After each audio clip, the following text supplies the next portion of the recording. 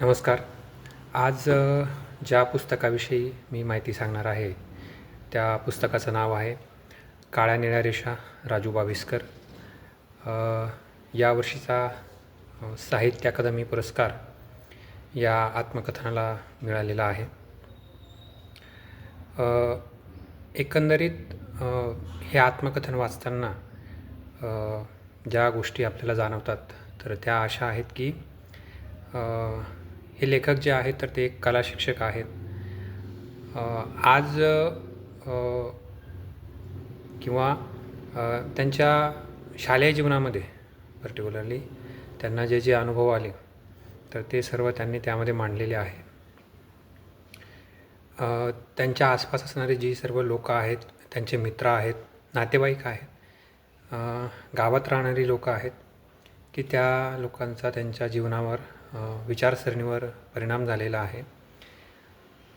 तर अशा लोकांचं काय म्हणूया एक व्यक्तिचित्रण त्यांनी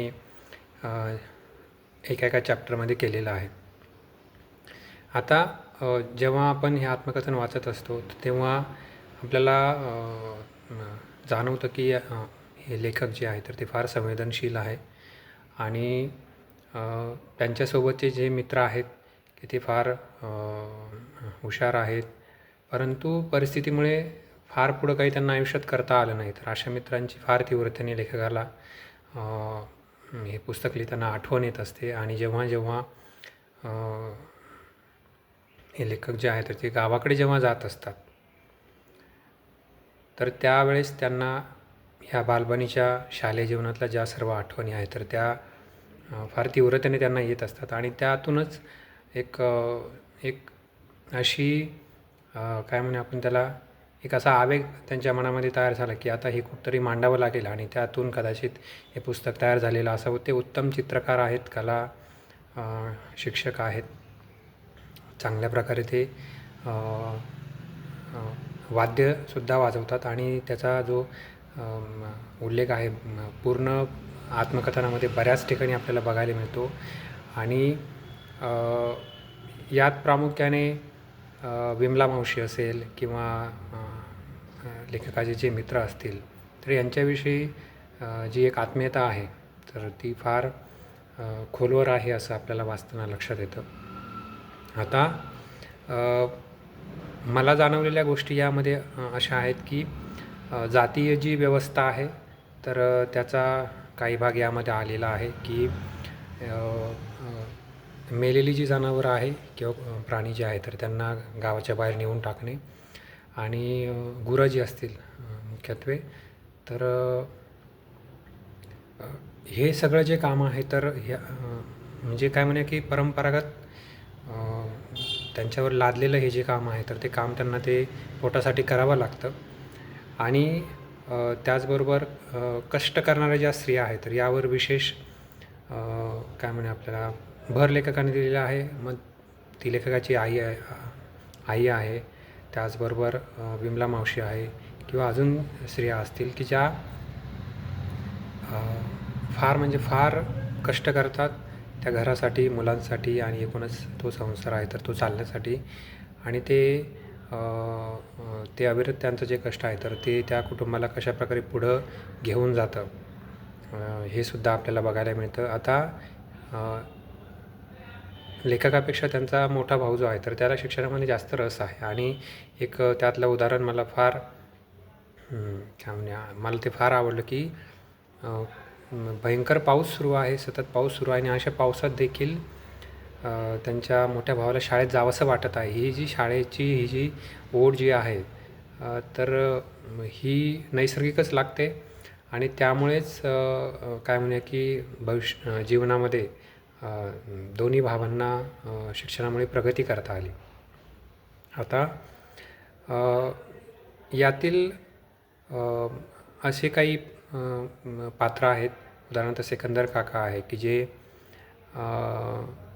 धर्माने मुस्लिम आहेत परंतु ते गावातल्या सांस्कृतिक कार्यक्रमामध्ये हनुमानाचा रोल करतात. किंवा म्हणजे आज रोजी आपल्याला जातीय किंवा धार्मिक पर्टिक्युलर धार्मिक म्हणूया आपण टोकाचा जो एक भेदभाव म्हणा किंवा एक ध्रुवीकरण आज जे जाणीवपूर्वक तयार केलेलं आहे, तर ते त्यावेळेस नव्हतं. लेखक जेव्हा लहान होता, शाळेत जेव्हा जात होता किंवा त्याचा एकूणच ह्या पुस्तकातील जो प्रवास आहे, तर त्या काळात ह्या ज्या धार्मिक ध्रुवीकरण सध्या जे सुरू आहे, तर इतकं काही ते काहीच नव्हतंच. आज ते ज्या प्रकारे जाणीवपूर्वक निर्माण केलं जात आहे. असो, मला या पुस्तकाविषयी अजून एक सांगण्यासारखी गोष्ट अशी आहे की बँड जो आहे, फार तीव्र इच्छा असते आपले लेखक आहे किंवा त्यांचं एकूणच कुटुंब आहे, तर त्यांची स्वतःचा बँड सुरू करण्याची. आणि त्या बँडचा जो प्रवास जो आहे कष्टाचा, किंवा आपण काय म्हणूया की कष्टासोबतच फार तो कठीण असा प्रवास आहे. पैसे जमवणं असेल किंवा कारागीर जमवणं असेल, सोबतच शाळा सुरू आहे, इकडं बँडमध्ये सुद्धा वाद्य वाजवायची आहेत. आणि ह्या सर्व काय म्हणूया आपण त्याला की परिस्थितीमध्ये लेखकाचा जो भर आहे किंवा त्याची जी ओढ आहे, तर ती त्या बँडकडं आहे. कारण तिथून त्याला पोटासाठी पैसे मिळणार आहेत. शाळा महत्त्वाची आहेच, पण बँडकडं नैसर्गिक ओढ आहे त्याची, कारण वाद्य वाजवायची लेखाला फार आवड आहे. आणि एकूणच बऱ्याच काळानंतर एकूणच जी आत्मकथनं मराठीत आलेली आहेत, तर त्यामध्ये फार मोठ्या गॅपनंतर मला असं जाणवलं आहे की खूप चांगल्या दर्जाचं आत्मकथन मराठीत आलेलं आहे. आणि एका वेगळ्याच प्रकारचं हे आत्मकथन आहे की ज्यामध्ये एक व्यक्तिरेखा घेतलेली आहे आणि त्या व्यक्तिरेखेला सेंटरला, केंद्रस्थानी ठेवून लेखकाला काय वाटत आहे किंवा त्याचे अनुभव काय आहे त्या व्यक्तीविषयी, तर हे सर्व त्यांनी मांडलेलं आहे. सर्व मराठी वाचकांना मला सांगावंसं वाटतं की आपण हे पुस्तक जरूर वाचावं. आणि या पुस्तकाचे लेखक आहे राजू बाविस्कर सर.